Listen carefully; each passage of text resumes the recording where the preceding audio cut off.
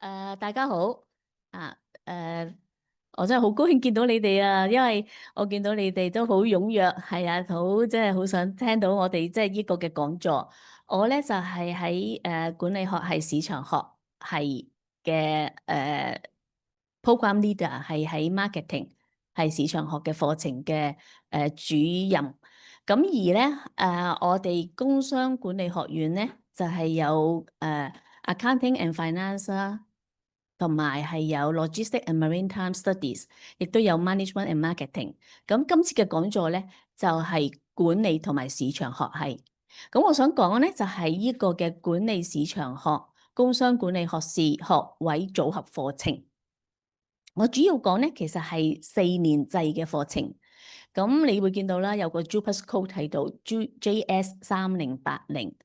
可能你會問下咩叫做組合課程？咁我而家就介紹一下。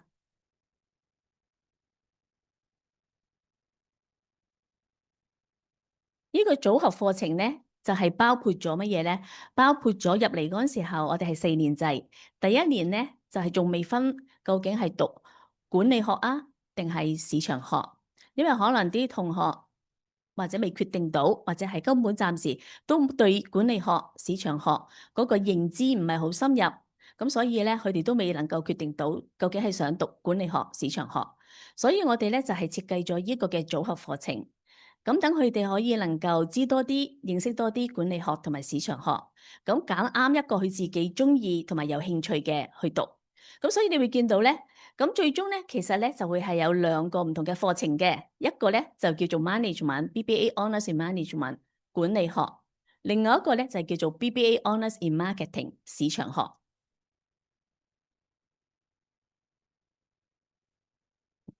咁不如等我介紹下先啦。咁4年制喎，咁你會見到咧4年制。咁喺入嚟嗰陣時候咧，我哋咧就會係接收嘅申請啦，就係可以係由讀我哋嘅本地文憑啦，JUPAS 咁樣去入嚟嘅，亦都可以係 non-JUPAS 嗰班可能會係讀A level IB 咁我哋亦都會咧係接收咧係有內地嘅申請啦，同埋有海外學生嘅申請，所以咧所有嗰啲咧都係喺我哋呢個所謂叫做嘅組合課程嗰個嘅 scheme。咁而去到幾時先至決定到究竟我可以揀咧？喺第一年第2個嘅學期，我哋咧就會邀請啲同學去聽下我哋介紹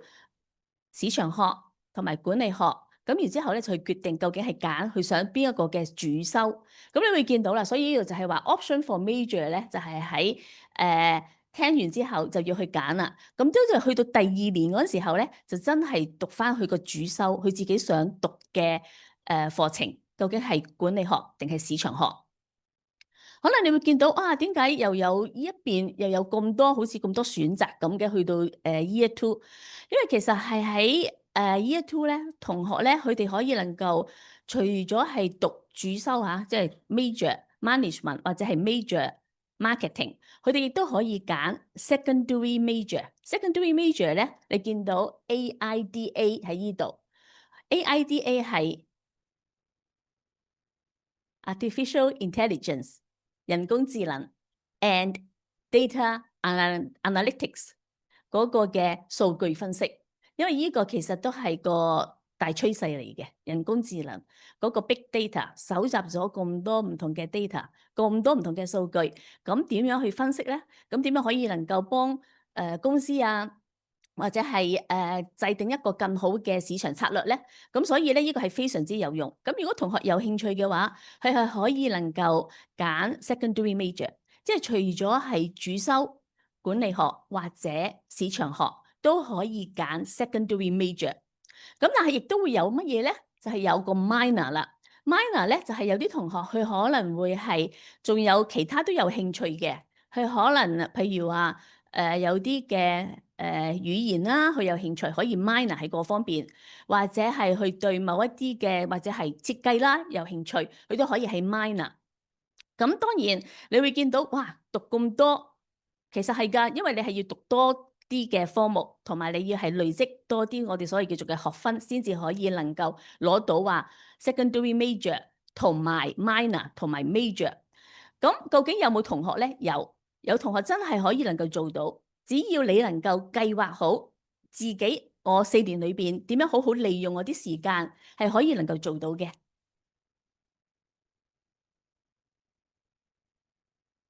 咁我講一講下先啦，管理學咁可能有啲同學可能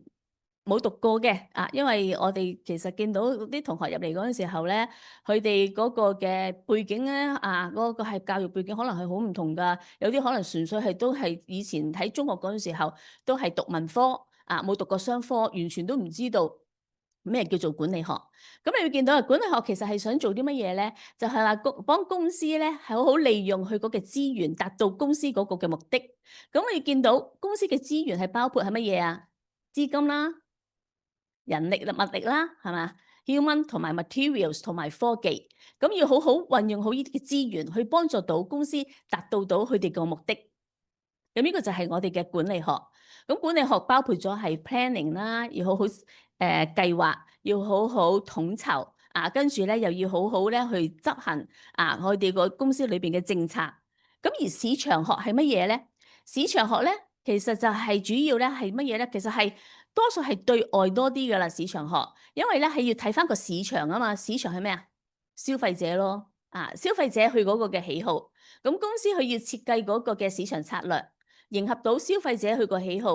咁然之後咧就先至可以能夠吸引到個消費者去購買，咁唔係淨係想去購買嘅喎，希望可以能夠同個消費者建立好一個長遠好好嘅關係，一個好好嘅關係可以能夠吸引到個消費者咧去再翻嚟啦，或者係同啲身邊嘅朋友講翻去嗰個嘅去嗰個用嗰個產品，同佢哋分享下。咁呢個咧就係嗰個嘅市場學。咁喺我哋嘅管理學同埋係市場學嘅課程咧，咁其實有啲乜嘢特點咧？咁我就講下啦。喺我哋嗰個嘅課程裏邊咧，我哋咧係會加入一啲嘅新嘅科目令到呢啲科目咧，佢可以能夠咧係迎合到而家嗰個嘅市場所需。頭先我講咗嗰啲嘅有啲科目，譬如好似話係secondary major 嗰個課程，secondary major 佢係人工智能，咁呢個可能你哋都聽過㗎啦。咁但係仲有第二啲嘅新嘅科技，同埋一啲新嘅科目，同學都要需要即係掌握嘅嗰啲知識。咁所以我哋令到我哋嗰個嘅 program 咧係更加實用，再更加咧能夠迎合到而家嗰個僱主嗰個嘅需求。另外一個特點咧，就係我哋嗰個課程咧都好着重乜嘢咧？就係同同學之間佢哋上堂時候嗰個嘅互動，就講書唔係淨係得個單方向，亦都係希望可以能夠咧係互動，希望可以能夠令到同學咧佢哋大家可以能夠投入咁樣去學習。咁喺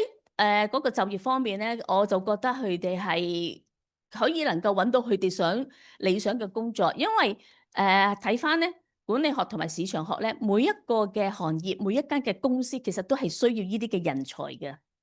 所以佢哋係好需要有管理學或者係有市場學嘅人才去幫公司制定好個政策或者一個目標，或者係幫公司制定好嗰個嘅市場策略。咁而你見到咧，我哋希望我哋嘅課程咧加入咗一啲嘅新嘅科目啦、新嘅元素咧，希望令到同學佢可以能夠更掌握而家個市面係需要啲乜嘢，個市場嗰個走勢係點樣，僱主佢亦都期望我哋嗰啲畢業生可以能夠做到啲乜嘢。咁再睇一睇啦，頭先我講話係JUPAS 啦，JS3080。咁而見到咧，我哋嗰個嘅入學嗰個嘅最低 entrance requirement 咧，呢個係大學嘅，就係如果你係考 DSE 咧，都好熟噶啦，Chinese、English、Mathematics，再加埋citizenship and social development 要 attainment，咁跟住咧就係有electives。咁但係我哋點樣係即係睇翻同學佢哋嗰個嘅成績咧？我哋係計 best 5 subject 最好嗰5科。咁而英文同埋數學咧，我哋會係擺嘅比重係高嘅相對其他科。英文、數學比較係高，因為咧有好多時候咧，你要做功課啊，你要寫個報告啊，都係要用英文，上堂都要用英文。除咗中文科，咁當然你用翻中文啦。但係多數所有科目咧，除咗中文科咧，或者其他語言嗰啲科咧，都係用英文㗎啦。咁同埋咧，而家講緊話係大數據，同埋講緊係了解消費者或者係制定啲政策，即公司嗰啲嘅政策，咁所以都係要知道，即得係點樣好好運用嗰啲嘅數據咁所以咧，我哋都係對嗰個嘅數學方面咧，都係有啲要求嘅。咁你見到英文同埋數學咧，擺嘅比重係高嘅，相對其他嚇。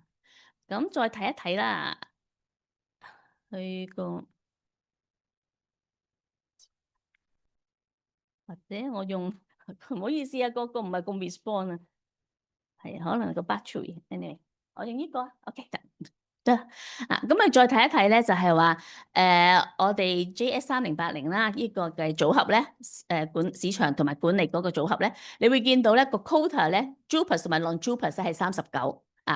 咁而頭先我所講咧，就係話揀最好嗰5科 best subject 個 admission。英文同埋數學咧就佔嘅比重咧就高嘅，其餘嗰啲咧就係乘7，咁再有啲咧可能係乘5。咁呢個係用翻上年作為一個，即係其實係今年入嚟嗰班，佢哋作為一個參考啫。入嚟嗰個嘅 average HKDSE 咧就22.8，而嗰個嘅 average score with subject weighting 咧就係184。咁你都見到啦，如果你係認識我哋嗰個嘅文憑試咧，就會係有5星星5星，咁呢個就係乘翻去嘅5星星乘以8.5， 5星乘以7， 5乘以5.5咁樣。咁而亦都有一個咧就叫做 flexible admission minimum score 嘅。咁有情況可能同學未必達到嗰個大學嗰個嘅要求，譬如可能喺語言嗰方面爭少少。咁但係我哋有一啲嘅flexible 嘅 admission 嘅scheme 嘅，咁同學一樣有啲咧係可以能夠入到嚟嘅。咁但係呢個係幾多咧？就要稍後咧大學佢會公布，咁我哋就可以能夠即係可以確定到。咁而我哋管理同埋市場學咧係有獎學金俾同學嘅。如果同學佢哋係達到咗呢一個嘅要求 ，DSE score 咧26或者以上，for the best 5最好嗰5科咧就有44,500，而25或者係累積嘅 aggregate 嘅，或者係25.5嘅 best 5咧就係22,250。咁呢個係獎學金嚟嘅。咁我再睇翻啦，係我哋嗰個嘅課程，你會見到咧頭先所講，其實係選擇要調伏翻個同學佢自己個興趣啦，佢自己將來嗰個嘅職業啦，佢想做啲乜嘢去揀，究竟佢係讀管理學或者係讀市場學。咁我哋可以睇到咧，我哋個課程裏邊咧就係希望可以能夠令到啲學生去真係揾工嗰陣時候，佢所學嘅嘢咧係學以致用嘅，真係可以能夠咧好快咧就已經係應用到出嚟嘅。咁我哋就係希望啲同學點樣可以做到咧？我哋就係要求佢哋咧有個叫做 WIE Work Integrated Education， 即係話學生咧佢哋係要去做實習嘅。學生去做實習咧就係去攞經驗啦。其實我都見到啲學生佢哋好中意㗎，因為其實係一個好好嘅寶貴嘅經驗。遲啲咧，我哋就係有學生嘅 sharing 啦，同埋有我哋嘅校友去分享下佢哋嗰陣時候喺學校嗰陣時候嗰個嘅校園生活，同埋嗰個嘅大學嗰個嘅學習。咁亦都咧就都係有乜嘢咧？就係有exchange 啦，去外國嗰度，我哋係有 summer 嘅exchange，亦都係有 semesters 嘅 exchange 嘅。咁去吸收下去外國，或者係可以去選擇去內地，亦都係好視乎翻同學佢哋嗰個嘅興趣，佢哋可以自己去選擇，跟住去申請。咁亦都好鼓勵啲同學咧，就係做乜嘢咧？就係去接觸多啲人，去參與多啲唔同嘅活動。去令到自己咧，去嗰個嘅視野同埋嗰個嘅接觸咧係多咗，咁嗰個嘅經驗係豐富咗。咁我哋係亦都會有好多嘅support，好多嘅支持嘅。例如我哋係有啲導師咧係可以能夠俾到啲同學，譬如佢想參加比賽，咁我哋有導師啊可以能夠同啲同學去睇翻下同學，或者係俾翻啲 advice 俾啲同學，亦都可以就係乜嘢咧？就係話令到佢哋更掌握究竟。唔好淨係上堂啊！我都係真係好想多啲實際上公司佢哋做啲乜嘢，我點可以第時畢業咧？我都可以能夠幫到公司。咁所以我哋有啲課程咧，就係希望做乜嘢咧？就係俾機會同學咧，真係接觸嗰間公司。所以你見到咧係有 hands on real life project 嘅。公司咧佢哋係遇到一啲嘅問題，可以係人事管理，可以係市場嗰方面消費者佢哋嘅購買行為。咁佢咧就係啲同學咧，佢哋就係要真係去了解間公司，真係去做幫間公司去揾一啲咧究竟適當或者係適合嘅解決嘅方法。咁另外其實我哋睇翻咧，就係話我哋嗰個嘅課程咧，你會見到咧係包括咗咧係好多唔同嘅商科嘅。喺即係你會見到第一年咧，其實我覺得所有 BBA 嘅學生佢哋所讀嘅咧都係差唔多噶啦，只不過去到真係第二年，跟住咧就係主修啦。究竟管理學定係市場學？呢一啲科目咧，就係 BBA 學生佢哋會收嘅，呢啲係個商科嘅核心科目咁可能你會睇到有business law、business finance 呢啲係講緊商科啊嘛，BBA 咁呢個係一啲嘅核心科目。咁但係我想聽多啲管理學同埋聽多啲市場學。嗱，管理學咁你見到啦，呢一個咧就係介紹翻，就係話管理學讀啲乜嘢咧？佢有主修嘅科目，例如乜嘢啊？例如係 entrepreneurship 創業嘅，例如係human resource management 人事管理，或者係 global business management 環球嗰個商業嗰個嘅管理咁而亦都會睇翻同學自己個興趣啦，佢亦都可以能夠咧係揀乜嘢咧？揀佢自己有興趣嘅科目，我哋所以叫做係 specialist 嘅 elective subject。specialist 嘅 elective subject 視乎翻我第時覺得自己都係中意同人接觸啦，我中意同啲同事，我中意團隊工作，咁可能佢想走去 human resources management，咁佢可能會揀翻嗰啲科目咧，就迎合佢自己嗰個嘅興趣，例如 training and development。咁佢嗰個發展培訓嗰啲員工或者係佢可能想揀嘅就係話點樣揀翻嗰啲嘅人去適合翻依間公司，為依間公司去工作 ，staffing and selection 所講嗰個嘅選擇係好多，視乎同學嗰個嘅興趣。咁再聽一聽啦。市場學喎，市場學係乜嘢啊？頭先我所講，我哋係有班嘅目標嘅顧客，我哋想設計個產品或者係個服務咧，迎合到佢哋嗰個嘅需要。咁所以你見到核心嘅科目咧，係一定會有嘅咧，就係乜嘢啊？Consumer behaviour，去了解消費者嘅行為啊嘛，同埋係 marketing research。marketing research 係做市場嘅研究啊嘛。但係我哋唔係淨係有呢啲核心嘅科目，呢啲係我哋係即係覺得係有需要嘅。咁亦都係根據翻而家嗰個嘅市場啦，我哋見到咧嗰個嘅科技個發展，所以我哋有 digital marketing，有 social media marketing，亦都係有 artificial intelligence and big data for business，market decision analysis，視乎翻同學佢自己個興趣去揀 elective subject。咁你見到咧，就係話我哋其實睇到咧，就係話將來咧啲公司咧都會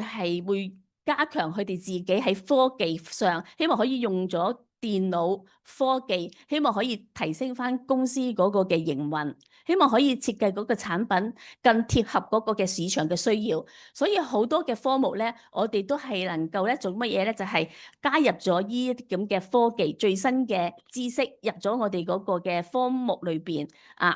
即係概覽住，咁希望可以能夠同學掌握到嘅知識可以用到出嚟。咁而嗰個嘅教學模式咧，就係唔係淨係喺堂上嘅或者係淨係做嗰個嘅個案分析。頭先我講咧，真係同嗰間公司有機會同嗰間公司去接觸，去了解間公司去能夠提到一啲好實際嘅解決嘅方案。亦都咧，我哋會邀請商界咧嗰啲嘅我哋嘅有啲 alumni 啦，或者係商界嘅人士咧，翻嚟講個講座，或者係有 company visit。咁所以咧就係希望能夠做乜嘢咧？就係學習個模式咧就唔係單一嘅，好多元化啊，令到嗰個嘅更投入嗰個學習。咁而 WIE 其實我講咗頭先就係話，呢個係我哋係要求嘅，一定係要即係要達到嘅，就係至少100個小時啊！但係呢個係累積嘅喎，你4年其實好容易嘅100小時啊，一個 summer 你做足幾個星期就由返9-5，咁就已經由朝早9去到晚5，其實已經好快就已經累積到100小時。有好多同學咧，其實咧佢哋係多過做一間公司，佢哋想攞多啲唔同經驗。佢哋有香港啦，跟住有嘗試喺內地啦，又攞實習嘅經驗，或者去海外攞實習嘅經驗啊。咁好好運用嘅時間，好好去計劃，係可以做到嘅。咁而呢個係我哋嗰啲嘅 partners。咁而我哋咧亦都係有交換生啊，咁 exchange programs 好多同學咧，佢哋咧都真係好想去 exchange 嘅咁但係有陣時候佢哋可能會遇到乜嘢咧？就係嗰個嘅financial 嗰個嘅hardship 啊，即係佢哋覺得係有啲困難。咁FB 咧，佢會能夠提供到 sponsorship 同埋 hardship 俾嗰啲同學嘅。假設佢遇到咁呢個係一個好寶貴嘅經驗嚟嘅，去 exchange。咁而你見到我哋嗰個嘅exchange partners 咧，係有美加啦，有歐洲啦，同埋有內地，亦都有東南亞嘅。咁亦都呢度咧，就係仲有乜嘢咧？就係話我講咗，就係我哋希望令到啲學生所接觸嘅，就係話接觸多啲唔同嘅人，認識下而家嗰個嘅行業。咁我哋有呢個嘅專業導師計劃。呢個專業導師咧，佢哋咧係見到啦，有啲係好高職位㗎啦。咁但係佢哋好樂意分享佢哋個工作經驗。或者係同同學佢哋分享而家個行業佢覺得係需求啲乜嘢嘅，將來嘅走勢係乜嘢嘅，或者係俾一啲嘅 career 嗰個嘅 planning 嗰啲 advice 俾嗰啲同學。咁呢個我哋係亦都係覺得係好好嘅。咁亦都咧，又係鼓勵同學咧係多啲參與唔同嘅活動啦，去增進自己嗰個嘅見識啦，同埋去將自己所學到嘅應用翻出嚟啦。咁我哋有呢個嘅 Academy， 呢個係做乜嘢咧？其實係好多嘅，可以係有講座，亦都可以係有工作坊。視乎翻就係話有一啲可能就係話見到啲同學就嚟呢一科咯喎，畢業咯喎，可能咧需要多啲嘅 career planning，多啲嘅 advice，譬如話點樣準備面試啊，咁佢可能咧會係開一個工作坊或者係可能邀請出邊商界嘅翻嚟講一個嘅 seminar talk。咁呢度就係睇翻咧，就係我哋管理學咧，就係話佢哋嗰個嘅畢業嗰陣時候，佢哋通常嘅工作啦，有啲就係去 general management 或者係真係走HR 呢個係人事管理。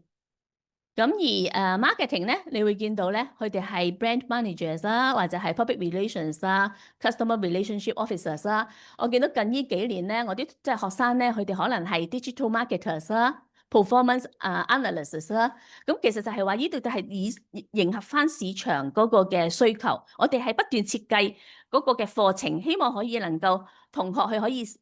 以致用。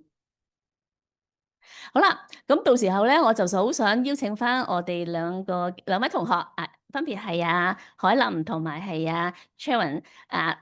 市場學同埋管理學，佢哋分享下4年咯喎頭先我所講，咁佢哋又係點樣嘅咧？不如邀請佢哋上嚟啊！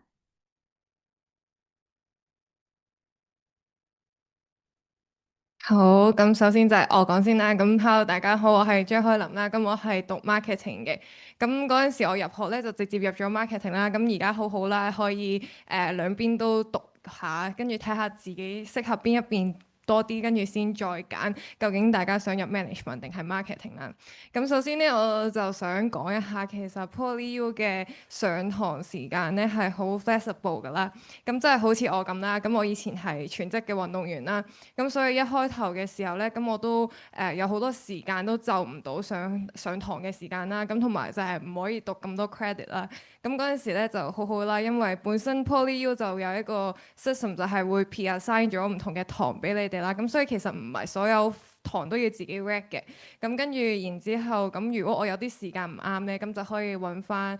有關嘅負責人幫手啦。咁其實除咗好似我呢啲 special case 咁樣咧，其實每個人咧都可以配對到有一個 academic 嘅 advisor 啦。咁你就到時咧就可以同佢溝通下，究竟你哋想點樣編排個時間表會好啲，咁就可以喺4年內 fulfill 晒所有 credit 啦。咁除咗關於時間嘅安排之外咧，咁其實我退咗役之後咧，咁我都好想融入翻去大學嘅生活啦，因為好想乜都試下啦。咁所以我都有入到去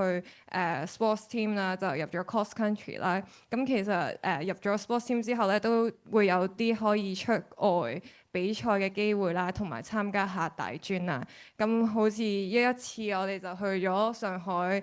參加 Nike 嘅比賽咁樣啦。咁除咗係關於運動方面嘅嘢啦，咁其實即係我喺中間咧，其實 defer 咗2年啦。咁跟住我都好驚，我翻到嚟可能就係唔識人咁樣就過咗呢個大學生涯啦。咁其實後尾入翻嚟就發現原來要融入翻去大學生活就唔難啦。咁因為 PolyU 嘅同學啦，同埋 professor、lecturer 全部都好好啦。只要你肯出聲問，咁其實所有嘢都可以解答到啦。咁所以銜接翻入去大學嘅生活咧，係完全冇問題嘅。咁另外一方面啦，就係我自己都好想 improve 一下我自己嘅英文啦。咁因為覺得自己英文未夠好啦，咁所以就決定咗喺 summer 嘅時候咧就去 exchange 啦。咁就可以透過 FB 啦或者 GEO 啦，然後就可以去揀自己究竟想去邊個國家 exchange 啦。咁其實嗰陣時我都見到有好多選擇啦，就好似有歐洲好多唔同國家啦，跟住可能芬蘭啊、丹麥啊，然後英國嗰啲地方都有，跟住亞洲嘅話都有啦，韓國。咁但係到最後我就因為想 improve 英文，所以我就揀咗啲可能自己本身會少機會去啲嘅丹麥啦。咁其實去到咧都可以學到當地嘅文化啦，同埋我覺得同多啲唔同嘅人交流咧，英文係真係會有進步啦。咁所以其實入到嚟 Poly 都有好多嘢可以經歷啦，所以大家如果入咗嚟嘅話，都可以嘗試多啲唔同嘅嘢，就好好咁樣豐富一下自己嘅大學生活。好，跟住我就俾下一個同學介紹下。好，唔該晒海林。咁我就冇海林咁特別啦，相對上比較平凡少少。咁我叫 Cherry 啦，我啱啱今年就讀緊 Year 3。咁我就因為比較中意同人交流啦，同埋了解人際關係，咁所以當時我就揀咗 management。咁咧，我覺得我過去2年嘅大學生活比較可以拎出嚟同大家分享嘅咧，就最主要2件事。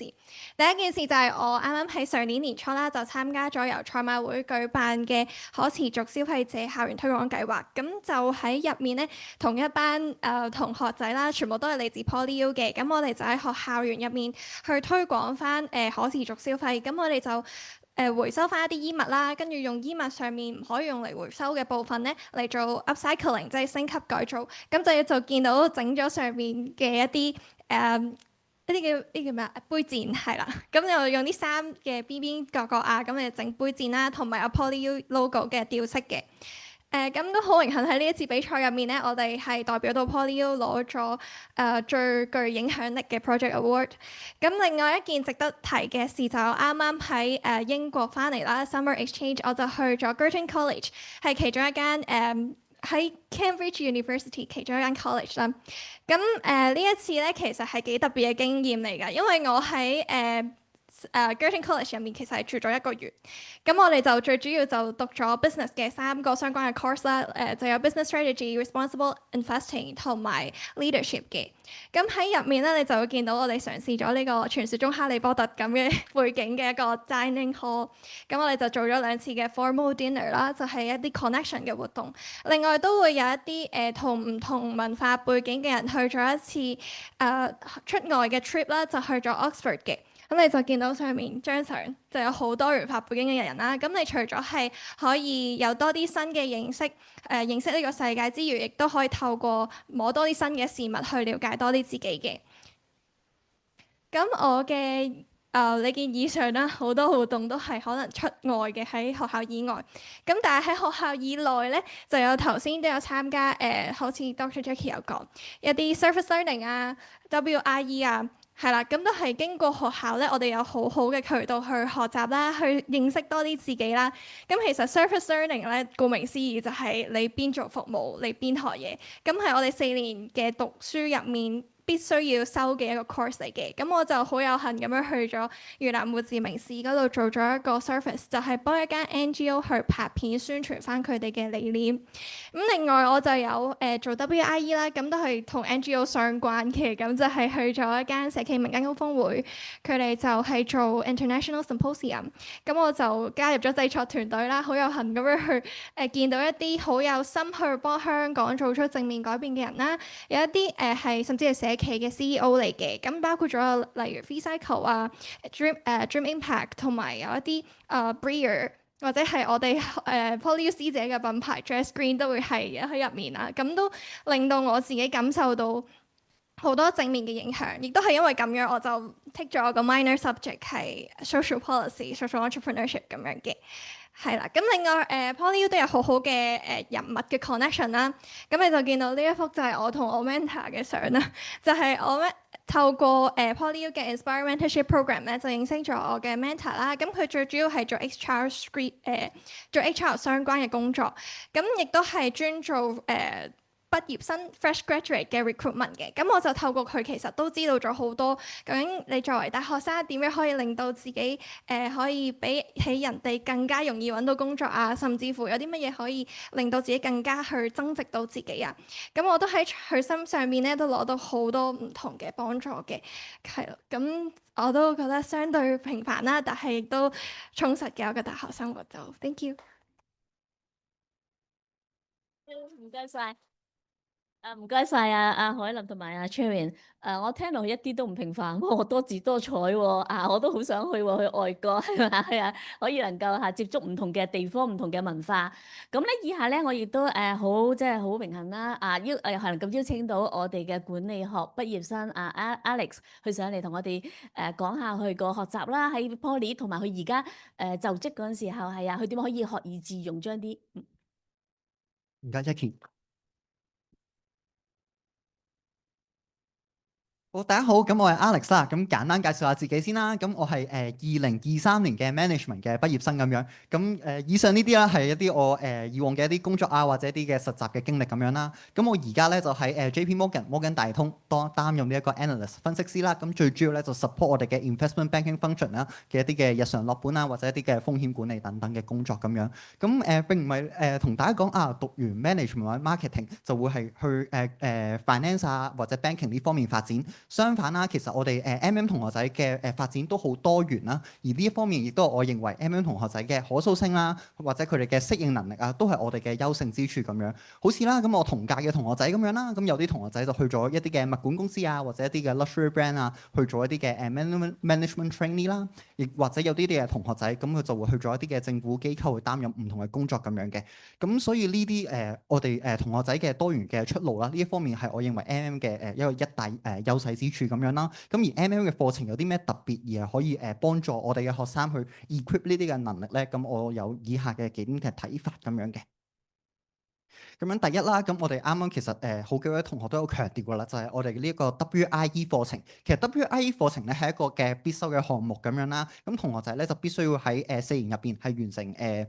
100小時嘅實習咁樣嘅。咁樣呢一個嘅課程咧就可以令到咁多位同學仔咁都要必修，咁你先可以順利畢業喎。咁大家都會係去認真去揾下工作，嘗試下去裝備自己咁樣啦。咁當年我嘅實習經歷咧就例如啦，咁我係去咗證券公司啊，去咗銀行啊，同埋亦都有去過 Big Four 等等嘅公司啦，係去進行一啲嘅實習啦。咁我喺我嘅一開始嘅起步階段啦，其實我都唔清楚自己嘅將來發展，我係想要啲乜嘢嘅，去邊一方面嘅 career path 去發展咁樣。我一開始係做 HR 咁樣嘅，咁我慢慢啦喺呢一個 business world 入邊發現到自己真係想繼續去進修、繼續發展嘅一個方向咁樣，係了解到一個嘅職場嘅文化咁樣啦，得到更加多嘅一啲嘅 hands-on 嘅 experience 啦，從而喺我嘅 CV、我嘅簡歷入邊更加去慢慢豐富我自己嘅簡歷咁樣，係令到我自己係更加competitive，係將來係更加容易係有競爭力去揾其他嘅工作咁樣啦。咁但係有啲同學仔就可能會擔心啦，即係如果要必修咁，我先係可以去畢業嘅話，咁我將來如果揾唔到實習機會，咁點算啊？咁其實都唔需要太過擔心嘅。普遍啦，咁我認識嘅同學仔啦，咁大家都係順利畢到業嘅。咁源自於啦，咁我哋 MM 咧亦都有好充足嘅offer 到一啲嘅 support 俾大家。咁例如啦，咁我哋 MM 會有啲嘅 career fairs 啦，會有啲嘅mentor 去嘅networking 嘅活動啦，又或者會有啲嘅 mock interview 等等啦。咁其次啦，我都會有一啲 exclusive 嘅一啲嘅 job board 咁樣啦，咁係俾翻MM 嘅同學仔，咁 MM 嘅同學仔亦都可以從中啦，咁就去揾到一啲嘅實習嘅機會，係增值自己咁樣，將來就更加有競爭力咁樣啦。咁樣再講啦，咁都係 service learning 呢一 part 啦。因為其實我哋講到而家其實好多嘅大公司啊，或者係一啲嘅政府機構，其實都講求同學仔唔係淨係死讀書咁樣嘅，都希望大家會關心社會嘅議題，關心社會嘅狀況，有呢一方面嘅視野咁樣嘅。咁所以 service learning 喺呢一方面咧，亦都可以話我哋嘅同學仔係加分咁樣啦。咁例如啱啱有同學仔分享，咁佢當時又去咗越南做一啲嘅宣傳工作咁樣啦。咁我當時咧就去咗呢一個嘅做一啲 eye screening 嘅一個嘅 service learning 咁樣啦，咁就係啦，同我哋平時讀書嘅可能study MBA 呢啲課程咧，就就可以跳出咗呢個課堂呢個框框啦。我哋做嘅 service learning 咧，就另一個範疇，亦都係非常之有趣咁樣，又有趣之餘啦，又可以學到更加多嘅嘢。咁其次啦，咁我哋咧亦都仲會有好多嘅一啲 MM 嘅 connection 嘅活動咁樣嘅。我哋講起讀 business 啦，其實 networking 真係非常之重要啦。可能在座嘅你身邊嘅嗰位嘅同學仔，咁將來可能就會係你嘅上司、你嘅同事、你嘅下屬咁樣。咁所以其實我哋一啲嘅 business 嘅 networking 真係非常之重要咁樣啦。咁我哋 MM 有好多唔同嘅 networking 嘅 function 嘅，例如啦，咁我哋課適合啱啱新入嚟嘅同學仔咁樣，咁我哋啱啱就搞過一個嘅 jumpstart 活動啦，咁俾同學仔互相認識啦，亦都可以同我哋嘅師兄師姐咁進行交流咁樣，了解多啲咁呢個 program 啊，或者係當時佢哋嘅大學嘅生涯係點樣咧？咁 for 我哋 alumni 嘅話，亦都會有一啲嘅定時啦，我哋都搞一啲嘅 happy hour 等等嘅活動啦。咁我哋一眾嘅 alumni 亦都係會有啲嘅 gathering，大家係增值自己嘅 networking 咁樣嘅。咁如果大家想了解多啲我哋 MM 會有搞啲乜嘢嘅活動嘅話，亦都可以睇下我哋嘅 MM 嘅 LinkedIn page 咁樣啦，咁就會有更加多嘅 information 啦。咁最後啦，我想同大家分享咧，就係關於呢個 AIDA 嘅課程。咁當時咧，我就讀 MM 呢個課程咧，係並未有呢一個嘅課程去涵蓋喺入邊啦。咁亦都可以見到我哋 MM 嘅課程係真係與時並進咁樣啦，係真係會不時去修改。咁大家同學仔我都係非常建議啦，大家 offer 咗多一個選擇俾大家，大家未必係要即時係去諗住要 take 呢一個嘅課程咁樣嘅。但係如果去到將來，即係可能你做咗 WIE 之後，你發覺咦即係對於呢一個嘅 big data 或者對於呢啲 AI 係有興趣嘅，不妨係收到一下啦。咁例如啦，咁我而家嘅自身經歷啦，其實而家我哋金融行業都講緊 FinTech 啊，或者其他嘅 regulator，我哋都要用好多唔同嘅 technology 啦。我哋嘅senior 都會希望我哋係可以automate 一啲嘅manual task 啊 tedious 嘅 work 嘅時候，咁其實如果你喺呢一個 big data 或者 AI 呢方面係有所涉獵嘅話，對於同學仔自身咧都係會有一個優勢所在嘅。咁但係唔係話同學仔一定要需要去 take 呢一個嘅 major 啦。咁大家同學仔可以再 offer 咗一個選擇俾同學仔。咁如果同學仔將來係有興趣嘅話，咁就可以 take 呢一個嘅 major 咁樣。咁以上就係我嘅一啲嘅經歷啦。咁希望啦，咁同學仔自己就去再發掘其他 MM 嘅優勢之處啦。亦都希望喺之後嘅 MM 活動會再見到大家。交翻時間俾 Jackie，唔該。唔該晒啊 Alex 真係又係好多姿多彩啊！我一聽到啲大學生活係啊，令我我諗翻起原來我以前嗰時大學咧冇咁多元化㗎，冇咁多活動嘅啊。咁咧好高興可以能夠喺即係依個嘅講座咁見到大家。咁我諗喺時間上咧，我哋都要停㗎啦。如果你哋係有問題嘅話，可以留低咁問問題咁我就盡量答啦。咁我哋仲有嘅 FJ 嗰個 booth 嘅咁有同事同埋有同學喺嗰度，你有問題亦都可以去 FJ 嗰邊咧係揾佢哋，或者係去參觀下我哋 BC303嗰度都有個課室咧係介紹嘅，有啲同學喺嗰度Thank you。